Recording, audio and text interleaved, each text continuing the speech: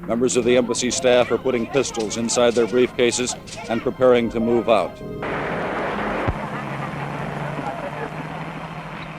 Inside the embassy building, they are burning the records and documents that they can't take out with them.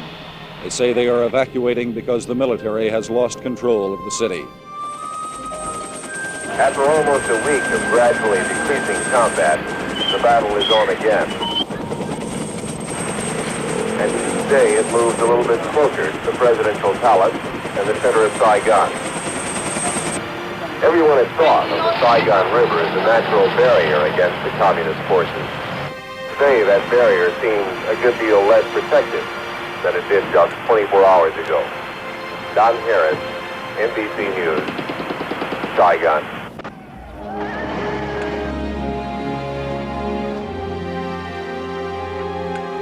Good night for NBC News.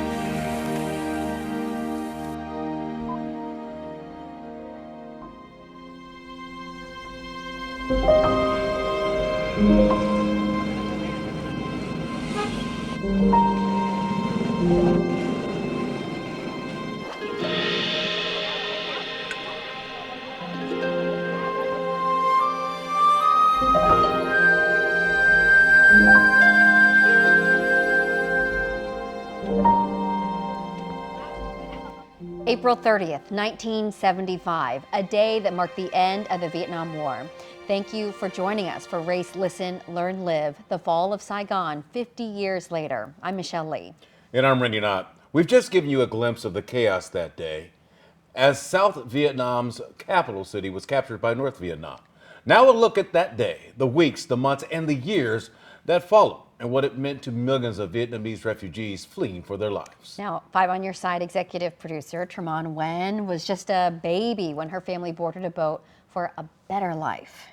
That's right. My family was among the first wave of boat people who came to the United States in 1975. And we arrived in St. Louis that December, and my parents never really talked about that perilous journey while I was growing up. So it was very special to hear about it from my aunts and uncles for the very first time. And here's our story. Everything was chaotic and traumatic. Kids crying, including me, people screaming, pushing their way through, to get to their family fishing boat. Then we saw these big giant ships full of, Vietnamese refugees, and they would lower the nets. People would just climb on. And they would just raise the nets. Then you see people falling into the waters. So we didn't want to be part of it. So we left. We went out to the open waters. It seemed like, oh my, Grandpa was thinking this is only a temporary thing. I think they all thought that, we're just going to go out to sea and just kind of wait this all out, and that wasn't the case. So I remember the story, if you all can tell about it, that Bangwai, Grandma, she had prepped all that food just for our family, and then we ended up taking in more families to help them. Yeah. And then she ended up having to get off of the boat to go back in the war-torn, during the bombings, during the firings. Yeah, she went back home to, because we had chickens and pigs, so she went back home to, slaughter them for food. That's just amazing. Just the grit that our family had to go ahead and go back into the firefight, to go ahead and make sure the family had enough to eat. When we got picked up, it was scary seeing people, falling down to the water and, and then trying to pull you back so that they could get in front of you. Grandpa actually saw a little kid that was stranded on another boat, a little tiny boat. So he was just there by himself. So he actually went back down and grabbed the kid, took him up, and once he got on the boat, his relatives recognized him and took the kid. They took us aboard, but they didn't let us, take anything on. But we did have that statue of the Virgin Mary. So they let my parents take that with them. in between that time, we stopped in Guam, like you were saying, Gotwan, and then we got to America to Port Chaffee. And that's where I'm going to go ahead and turn to the Godar family, because the Godar family was one of more than a dozen, correct, families that helped sponsor the Bowie family.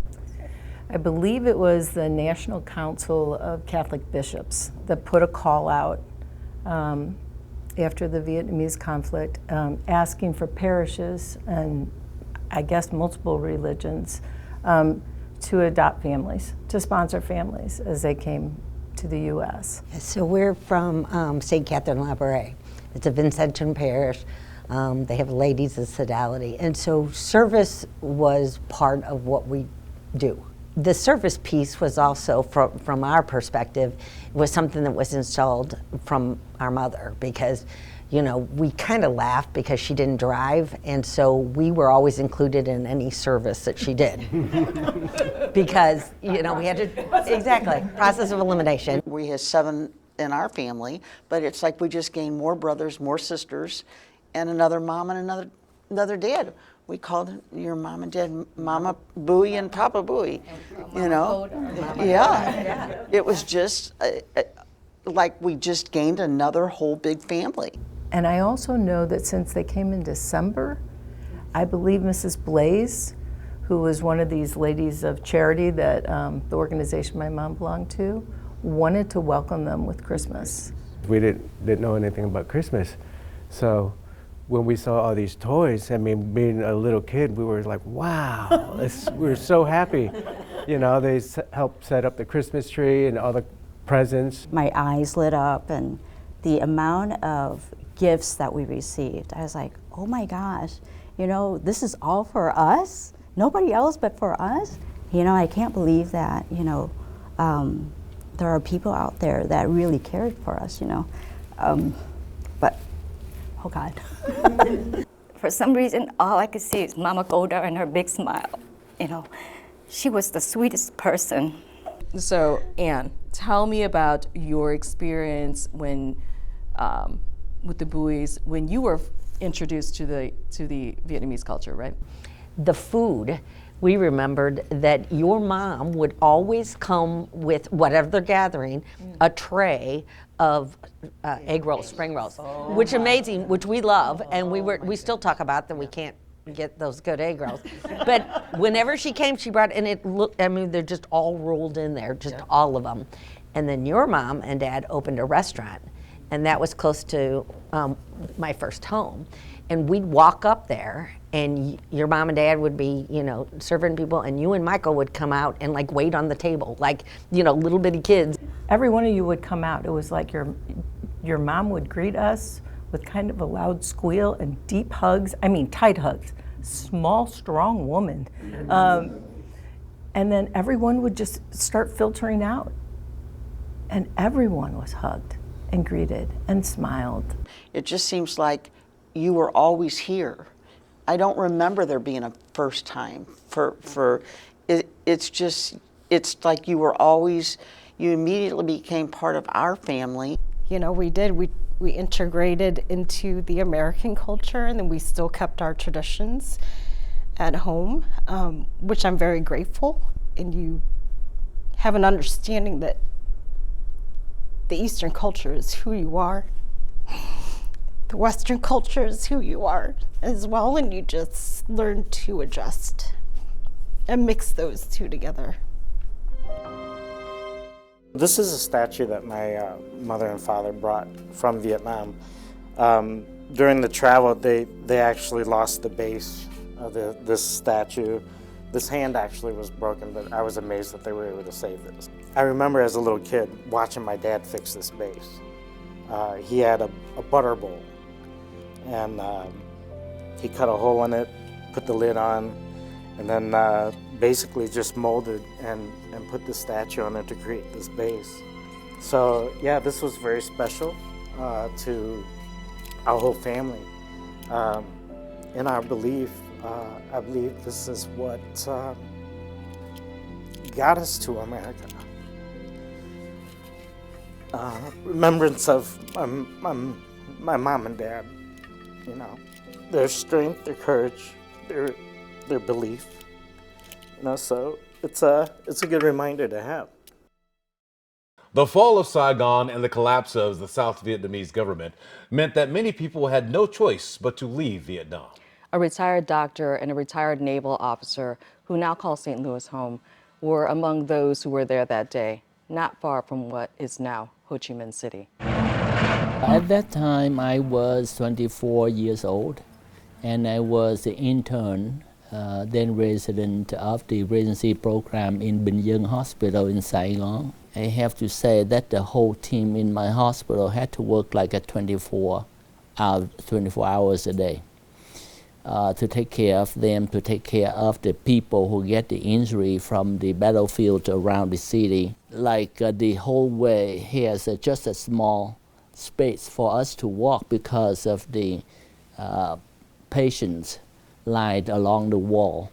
We had to sleep in the operating room. After we finished one case, we lie there and sleep, and then they wake us up after they are ready for the second case. On the April 30th, 1975, I was in my naval base in Phu Quoc Island.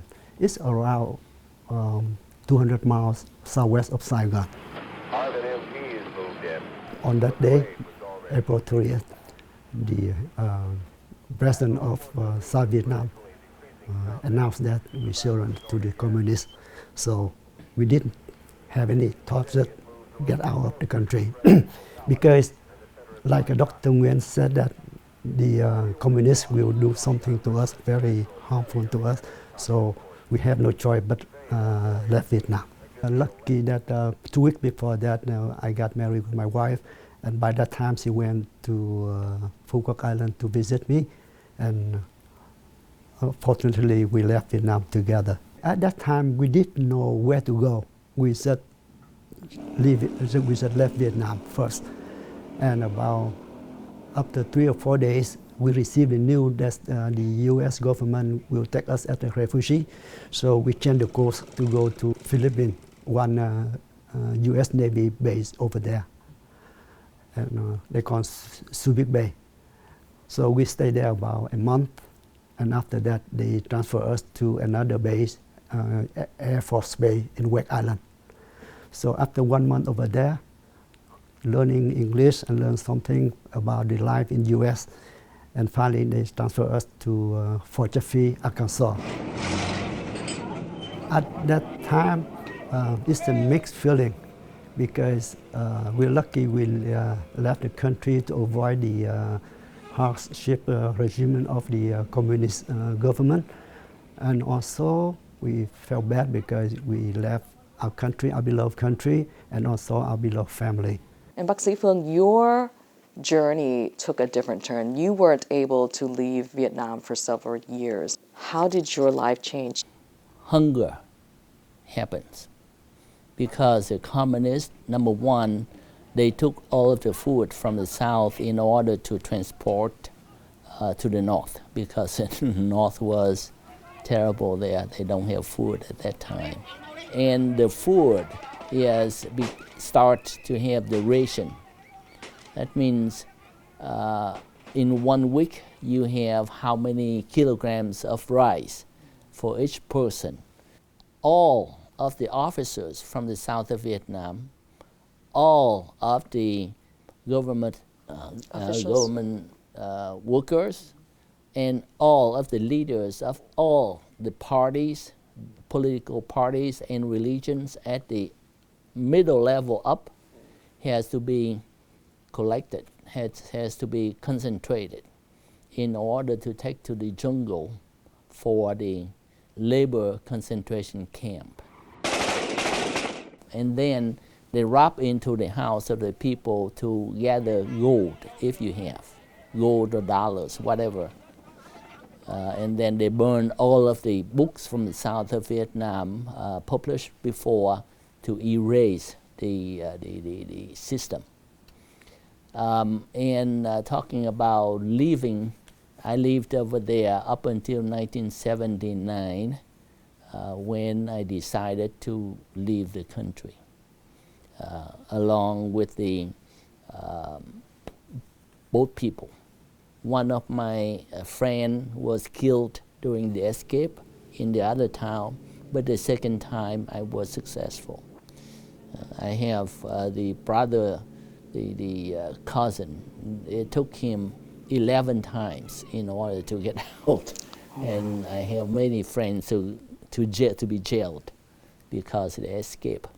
What are your final thoughts about, your journey here 50 years later after the fall? I would like to take this opportunity to express my gratefulness and appreciation to the people of the America who gave us the chance to build our life again after I left my country. And also I would like to thank the U.S. soldier who came to help our country. You need the people in this country need to appreciate their freedom.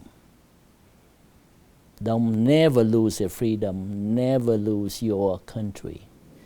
That is something so precious in life this country has constructed to the people, for the people. A second wave of Vietnamese refugees entered the U.S. in the late 70s in what would be known as the Boat People refugee crisis. Many came from rural areas, and most were ethnic Chinese immigrants fleeing persecution. Among them were the Yin family. I recall the night before the fall of Saigon, and we wake up at night for the big explosion from the artillery and rockets, and our family was very terrified. Our family business was confiscated by the new government, and my father was in prison and only paying a fee to relieve for it. We call it pay a ransom. It happened in 1979. When the government notified us that they intend to bomb our house and want us to looking for another place. If we could not find a place, they will send us to we call it a new economic zone. Effectively leaving us to survive in a mountain area. After one day, we set sail. We encounter many Thai pirates who rob us and stole all our gold and jewelry. While searching, they destroy our food and water. Fortunately, our boat had many young men, so the Thai pirate did not dare to abduct the woman. However, they took our battery, leaving the boat stranded at sea. We drifted for 3 days before a Thai-Chinese fishing boat came by and helped us to start the engine. When we get close to the port, our engine got caught in a fishing net, caused the boat to stop. And sadly, the Thai Navy ship spotted and they pulled us back out to sea. With no water and food, survival became increasingly difficult. We rely on rainwater for drinking. Sadly, 5 people died, including children. By the 10th day, I lost all hope and wait for death. Just then, another Chinese fishing boat, Thai Chinese fishing boat, came by and offering help and also advising us to burn the boat when we reach the dock. And when we arrived in Thailand, we temporarily lived in a cow ranch. After 2 weeks, we thought we were safe. But the Thai authority deceived us again, saying that there was a ship will take us to the refugee camp. It sounds suspicious. We contact the Chinese journalists and asked them to show up to the port that day. As we board the fishing boat, my father realized that the food symbol is a Vietnamese fish symbol, just flag Vietnam. So he and his friend rushed to get people off. Suddenly, a Thai officer held my father and his friend at gunpoint.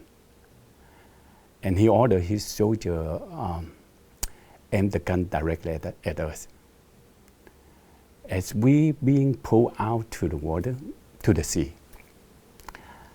I heard my father and another man shout, "We have to jump off the boat." Even though the soldier aimed the gun directly at us, people desperately jump into the water. I looked again and I saw more brave men and women jump into the water, even who could not swim. Maybe because of the reporter witnessing the scene, or the courage act of our courage act that touched the heart of the soldier. Then they dropped their gun and threw their lightsaber into the water. Some even jumped into the water and saved who could not swim. And our story on the Thai newspaper next day. Wow. Yeah.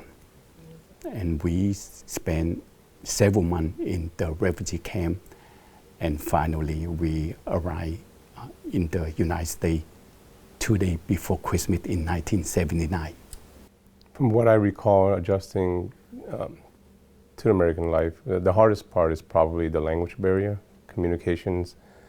I had to assimilate myself into the American society.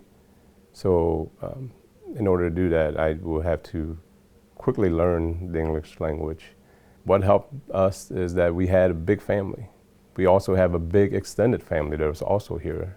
So my uncles, my aunts, they were all here, and they themselves have big families. So we grew up pretty much in a tight-knit community. Every weekend we get together, and that helped us keep our cultural heritage. We still celebrate Lunar New Year, the Moon Festival, all that great feast that we have during those holidays. It just keeps us together. It brings us all back together to do that. Our parents are very optimistic about life in general. Mm-hmm. And even though when they came over to the United States with no English background, right, no culture, right, no money, at the same time have to raise all the 8 kids. All 8 kids. Yeah, but my parents very optimistic about life in general. My parents instill, our cultural hierarchical values. So we are still, although we're, American, but we're Asian American. We're very proud of that. One of the most prominent Vietnamese American journalists in the U.S. is sharing her story, and it's resonating right here in St. Louis. From refugee to reporter, NBC senior correspondent Vicki Wen shares her memoir, Boat Baby. Who gets their news from TikTok? She is the quintessential journalist. Students could be whistleblowers too. Vicki Wen tells America's stories, and now she's sharing one that's personal. You never know what you're going to learn, and every encounter that you have with someone is a chance to learn something new. New to the world, Vicki's family story of grit and resilience, about how she and her parents escaped communist Vietnam for a better life in America. That journey is now penned in her new memoir, Boat Baby, an instant New York Times best-selling book. When you write a book, you don't know how it's going to be received. And so now that Boat Baby has been out in readers' hands, the feedback has been tremendous. And there are many generations that this book is touching. Young people who are, drawing family stories from it. So it is so rewarding to have the book out in the world and to be getting these reader responses. And so it has been really my life's work and my honor to bring someone like Vicki Wen to St. Louis and to bring her to your school. I had the chance to introduce St. Louis students to Vicki and see their curiosity come to life with questions about her career. How does it feel to be a journalist? And more personal asks about her challenges growing up in between cultures. When did you first experience racial prejudice, and how did you get over it? Thank you so much for that question, Liam. They gave me so much hope. They asked really smart questions. They're curious about the world, and I hope that they get out of this book what I did, which is a lot of joy, a lot of laughs, a lot of lessons. Vicki's last stop on her national book tour ended in St. Louis with a crowd of nearly 400 people at the Clark family branch. For so many, it was also their chance to be seen and support a sister who's uplifting their stories through her own. How does that make you feel to know that so many people in St. Louis are feeling that they are really connected to you? It fills my bucket to no end. We grew up around a lot of Vietnamese Americans, so we all came on boats. We all encountered pirates. Our parents all had to hire smugglers to get out. Everybody risked their lives. And when people say, I feel seen, or I am so connected to your story, your parents are like my parents, it warms my heart because that's what it's about. It's about reminding us of our connections and our shared humanities and that we have so much more in common than what divides us. Up to 3 million Vietnamese soldiers and civilians were killed in the Vietnam conflict, and nearly 59,000 U.S. service members died. Now, Tremont, your family was touched on both sides. That's right, Rennie. My father fought for the South Vietnam Army, and my father-in-law was a Marine who served in the 1960s. And both men survived the war, but they carried wounds that you cannot see. 50 years after the end of one of the most polarizing wars, scars remain on both sides. My father, Ji Nguyen, was a pilot in the Army of the Republic of Vietnam, the main fighting force of South Vietnam. For years, we couldn't wear the color red around him. My mom said it was because of the war. He has never spoken of his service. My husband's late father, Bob Brownlee, was a Marine who served in the mid-60s. For decades, he also never spoke of Vietnam and only opened up after Chris and I started dating. One story that stuck with me was when he said a family invited him and some fellow Marines into their small hut for a meal. Despite it being too spicy, he told me he ate it out of respect, ran outside because he couldn't keep it down before running back to finish his bowl. Bob survived 2 chopper crashes as a door gunner. He never wore any veterans gear until my own father met him during our engagement ceremony. My father shook his hand, thanked him for his service and for helping our family. Bob and my father were not alone in rarely speaking of their service. Our Rennie Knott sat down with some Vietnam veterans with lingering scars. You're looking at a very young Don Jackson. This was when I came back. I was 21 or 22 years old when I came home. It's been 55 years since Donald Jackson ended his tour in Vietnam. 1968, I was drafted. 1969, January 69, I went to Vietnam. I returned home in March of 70, 14 months in Vietnam. All these years later, memories aren't far from his mind. Hot, humid, smelled. It just had a smell to it. I was scared, nervous. Yeah, I can relive that all the time. Yeah, it was scary. Jackson was assigned to the Army's 86th Engineering Battalion as a combat engineer. The 19-year-old's job was sweeping for landmines.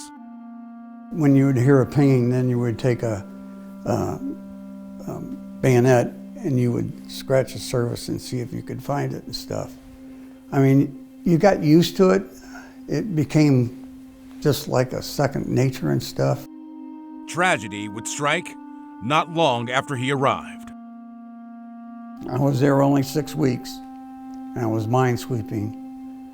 And Hurley came to relieve me, so he would take over minesweeping.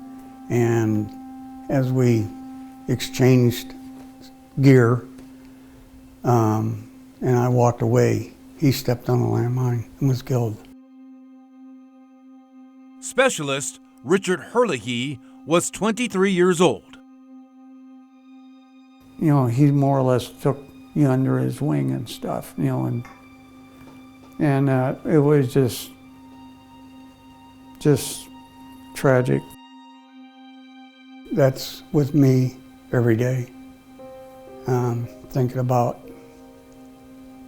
the situation and wondering why him and not me. Jackson would earn an Army Commendation Medal for Valor and serve another year in Vietnam before returning stateside. You just came home and you picked up your life where it left off. Some people, they would listen to you, but not very many. They wouldn't listen to what I'd done. They didn't want to talk about Vietnam. So sort of went into a shell. I wouldn't speak of it. Decades would pass before he would break his silence. It took a long time. In fact,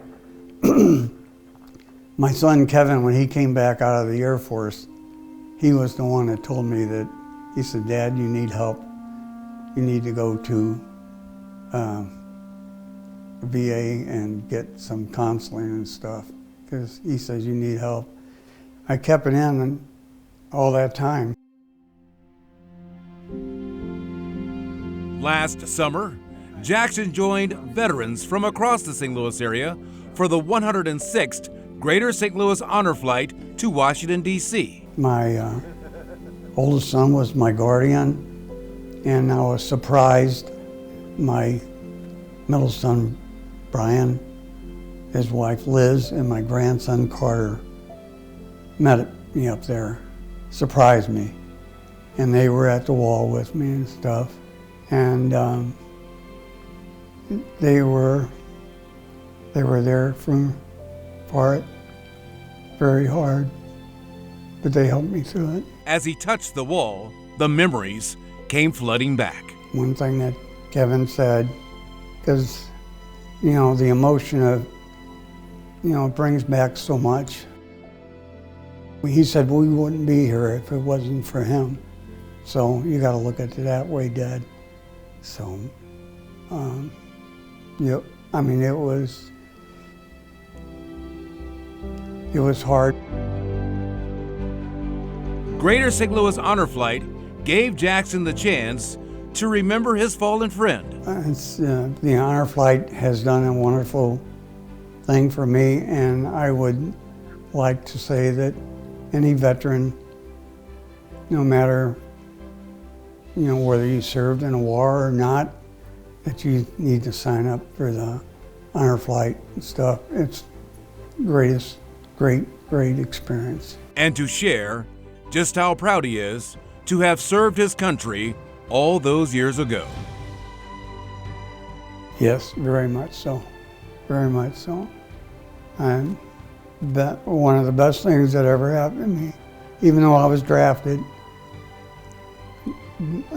made me very proud of the United States. I always will be. And the flag means a lot to me.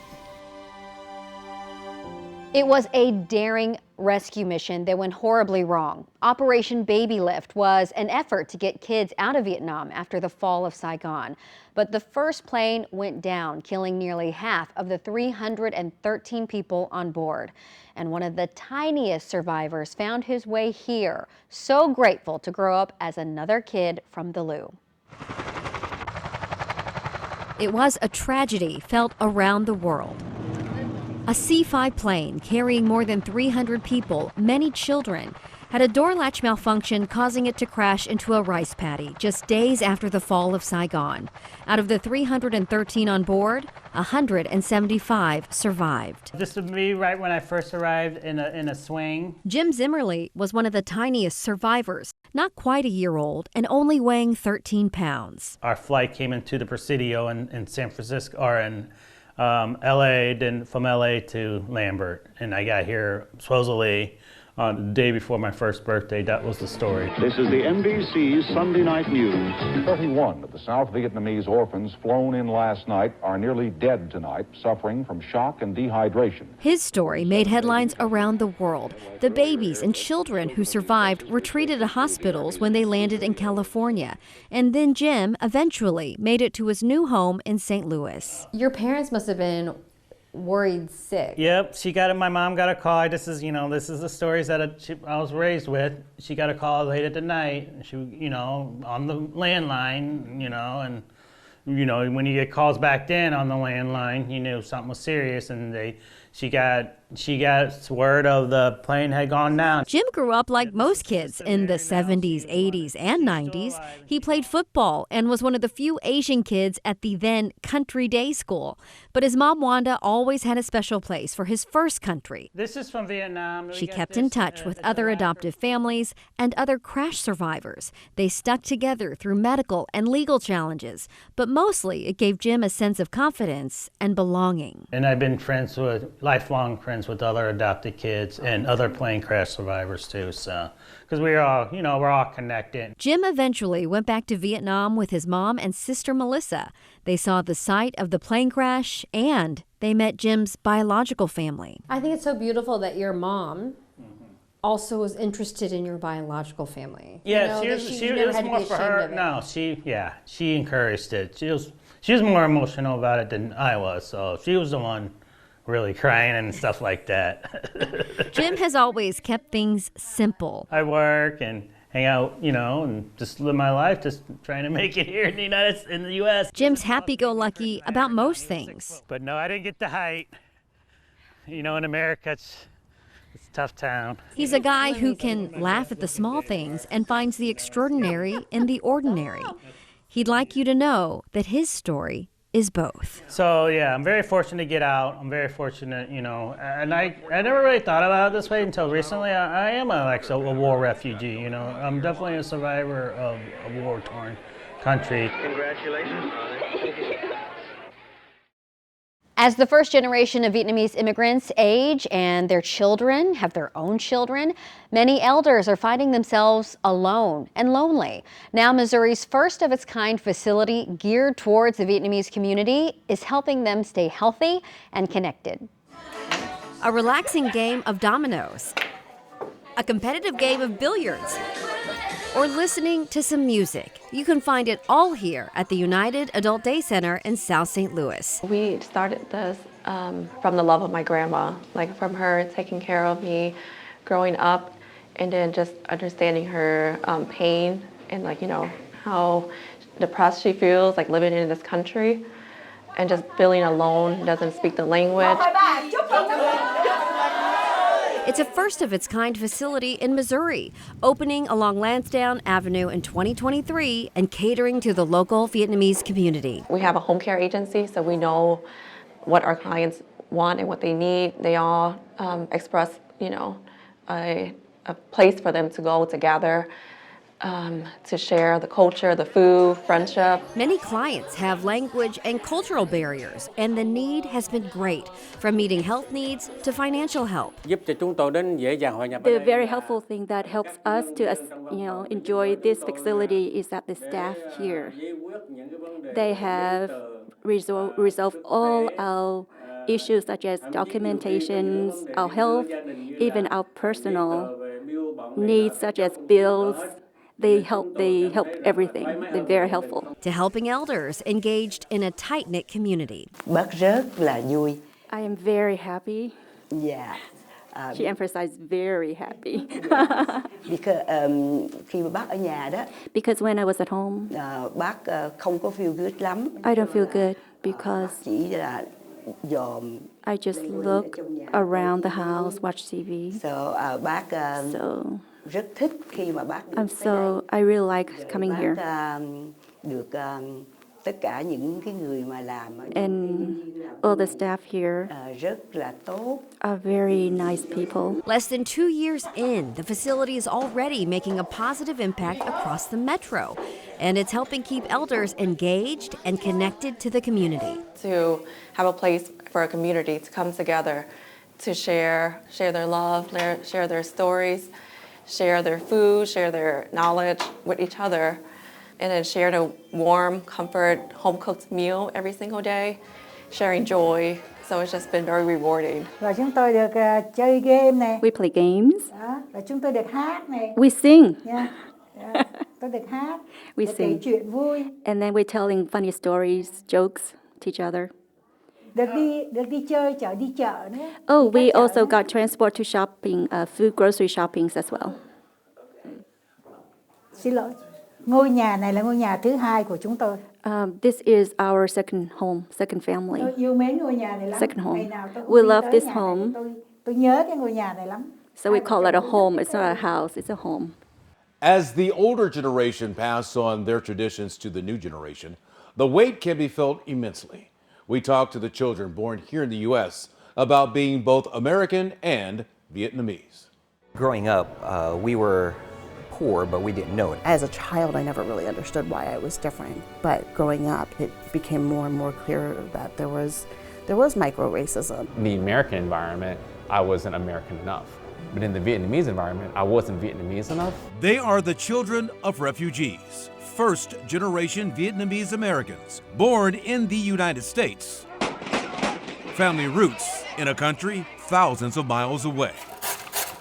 With work and 3 kids, Quang Tron says embracing his heritage wasn't always easy. Where I wish I would have been more intentional about maintaining my culture, but it was hard because I couldn't see it. Growing up, it was challenging. It's been accentuated over time. But the spaces that I do find myself being able to bring that back, a lot of it has to do with like food.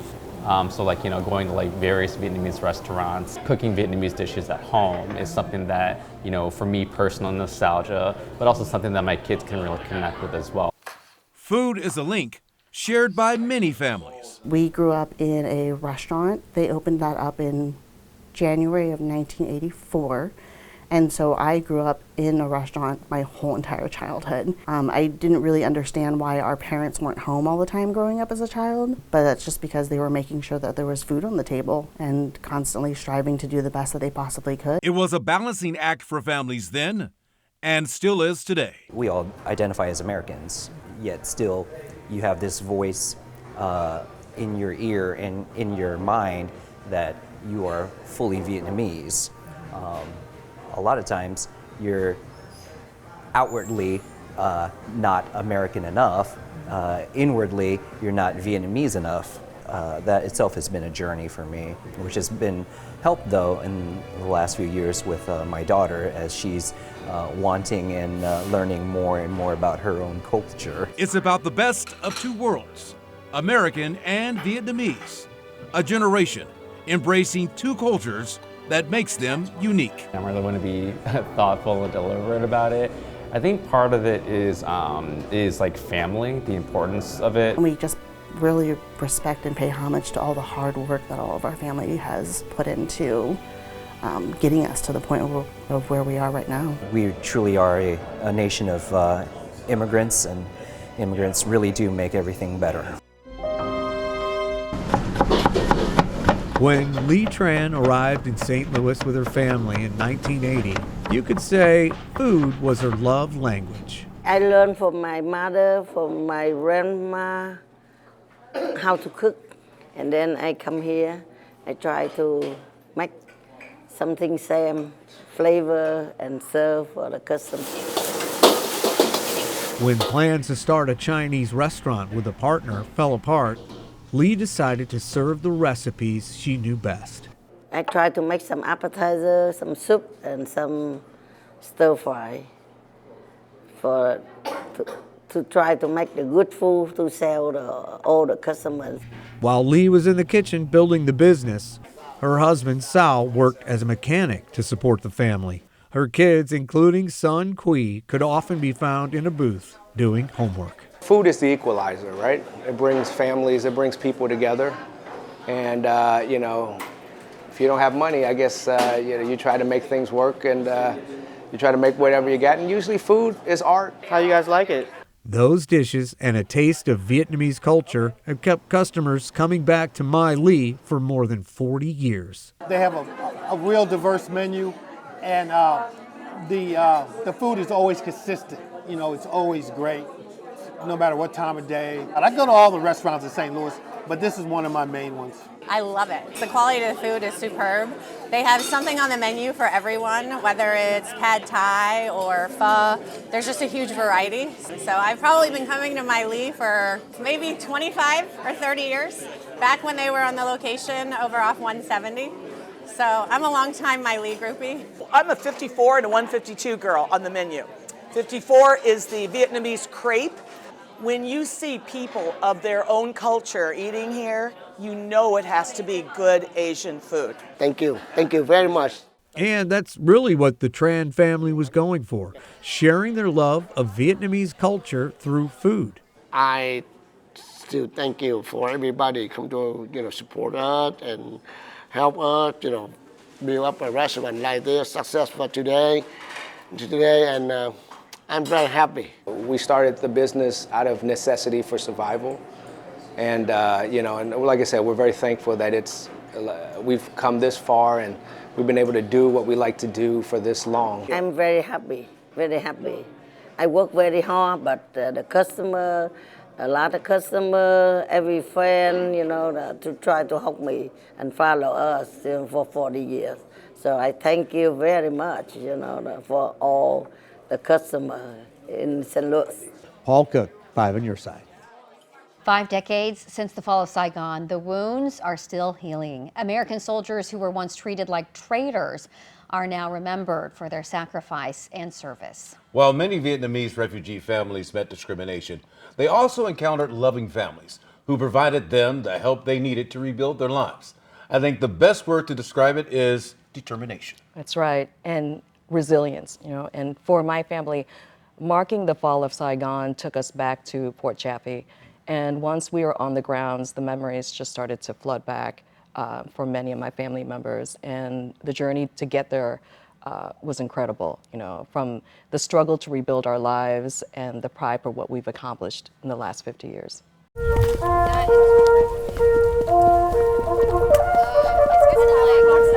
After more than 6 hours on the road, we arrive at our long-awaited destination. Welcome back to Fort Chaffee. A journey back in time, 50 years in the making. Wow, a lot of emotions. So the first thing I'm going to do is show you one of the barracks that's very similar to what you stayed in. As we toured the base, from an old barrack stripped down to just walls, floors, and an old wooden locker, to the lone chapel still standing with its simple pews and raspberry-colored carpet, parts of Fort Chaffee seem locked in a time warp. I still remember a lot of things are still somewhat the same, the buildings and the rooms. How did Fort Chaffee end up being chosen as one of the spots for refugees to come here after the fall of Saigon?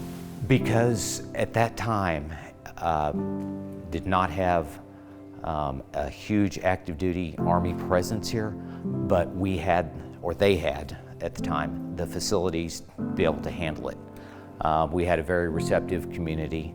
We've always been welcoming to friends, neighbors. Walking down these small streets brings back big emotions. This was an original guardhouse. Maybe you saw the one on Highway 22 when you turned in here. Oh. In search of new lives, 50,809 refugees from Indochina passed through Fort Chaffee May 2nd through December 20th, 1975. We saw what refugees saw 5 decades ago through adult eyes, things we missed because we were too young back then to take it all in. Refugees wasted no time starting a new life right on the base. Just hit the ground running. Schools, a newspaper was here. Really? A radio station. Yeah, your people are a great success story. Oh, this is so cool. So eager to learn English, their efforts are now enshrined in a small growing museum at Chaffee Crossing Historic District. There's so many different fonts in here, so we know so many different people worked on it. They took paper towels out of the bathroom and they took a Sprite box and they made this dictionary. And it's got phrases. It's got Vietnamese phrases and English phrases, and so that they could learn it faster than what they were learning with their English classes in their schools. We poured over the exhibit, filled with mementos, pictures, and even Vietnamese graffiti. It's my understanding that it's somebody professing their love. And they had written it on the boards. And that you am Patroy. There's also a letter from a First Lady, While the refugees were here, President Ford was our president, and he came to visit and see the process and meet everybody. And there were a group of Vietnamese women who were so thankful and honored to meet him. They made a dress for his wife, and this is the dress. She took it back to the White House and put it on, and then wrote this letter of thank you and sent it back to base. So yes, with appreciation and very best wishes, sincerely, Betty Ford. Just seeing, these different articles and items, history that is like that I didn't realize that, that happened then. So just being back, overwhelming, but also learning, wow, this actually happened while I was there. I'm actually a little overwhelmed. I was so little when we came over. When we first entered, I felt like, my heart was like sunk. Brought back a lot of sad time, fear.